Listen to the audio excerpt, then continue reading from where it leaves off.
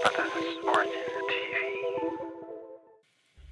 Good evening, mga kapatatas.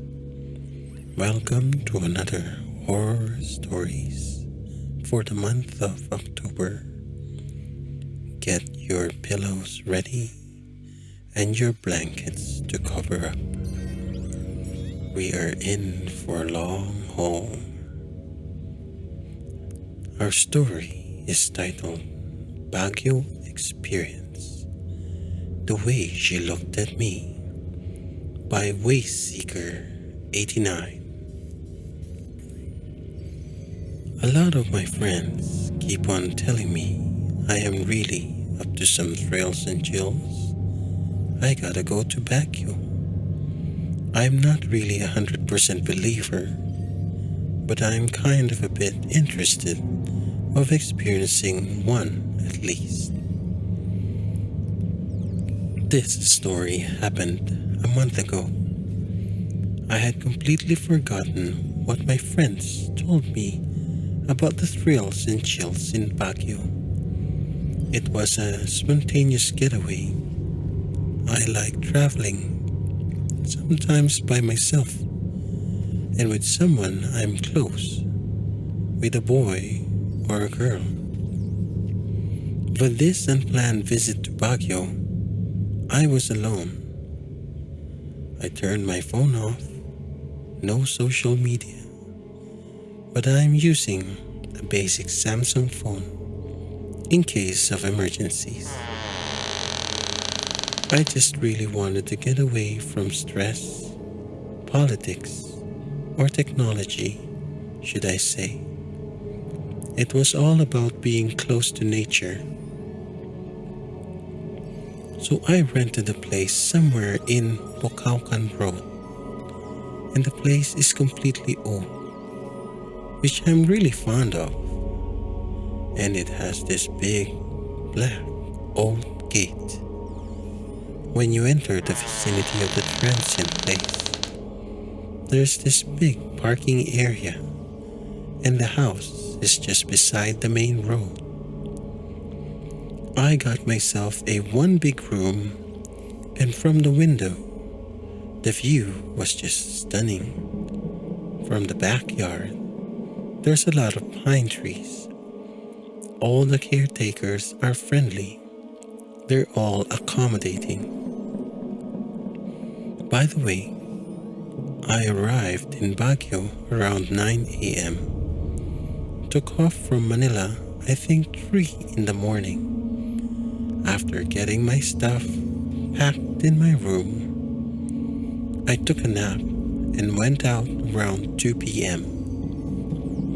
On my way out, I saw the 4 kuyas, or caretakers, and I saw a girl in the middle of them was also taking coffee, and she didn't even look at me nor even move. If I can recall, she's at the age of 28 to 25 and just staring at her coffee mug. So I just went off and visited Strawberry Farm, passed by the La Peral house, even went to the Diplomat Hotel. And believe me, the scariest place I came across was the La Peral. Around 7 p.m., I went to the night market, walked and enjoyed their Korean street food, and went straight back to the house. On my way up to my room, I saw this lady again, and she's still wearing the same clothes, but this time, she was just standing weird by the sink, and for some reason, her skin was completely pale, and that scared the fudge out of me. But of course, I have to be discreet and just simply said, "Hey." And to my surprise, the person responded was the kuya, or the caretaker. I entered my room, but before going in, I saw her looking at me this time in a weird way, like leaning forward and having her long black hair sway while looking at me. Her eyes were just normal. Aside from her pale skin, I really thought she had a white skin and didn't think of anything but of course just sleep. I got myself cleaned and all my things were placed securely, locked the door, and I am planning of going home in the morning. I went to sleep around 1 a.m. Trust me, it was a good sleep. I was not even thinking of the girl who was looking at me in a creepy way, but I think in the middle of my sleep, someone was knocking on my door, like someone needs my help. And I was like, what in the world? You knocking on my door at 5:15 a.m.? But when I opened my eyes, I was frozen. I can't move, and I am not even on sleep paralysis or something. I felt like someone was hugging me or something, and by the time I felt like someone's arms was around, trust me, I panicked. I even shouted to get others' attention, the kuyas or the other renters. So luckily, one kuya heard me and rushed into my room and opened it by their own keys and hurried on bringing me up from where I'm laying and said, "Sir, okay lang kayo? Are you okay, sir?" I looked at Kuya, and when I got up, "Thank you, sir. I just can't move, like someone is hugging me." And it was really dark, and someone was knocking on my door. I was hoping I didn't disturb the other renters.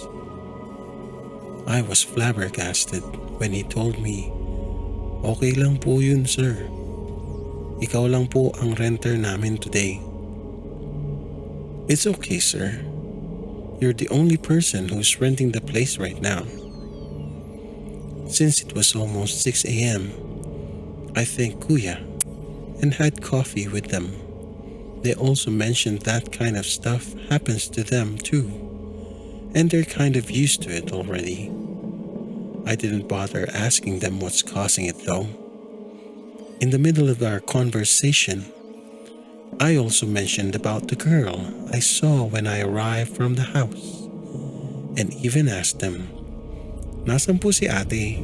Yung kasama niyo kahapon? Where's the other girl who's with you yesterday?" To their surprise, and they're like looking at each other and said, "Sir, wala po kaming babaeng kasama dito. Nakakausap niyo po ba? There's no other caretaker here aside from the three of us. Were you able to talk to her?" And I was like, "Nope, not at all." I got everything packed, went straight to the bus station, and believe you me, until now, I can still remember her face, the way she looked at me. Thank you for reading my story. And this concludes our story for tonight. I hope you liked it and got goosebumps. I'm sure you will have a very good night's sleep. Until next time, please like, share, and subscribe for more creepy stories.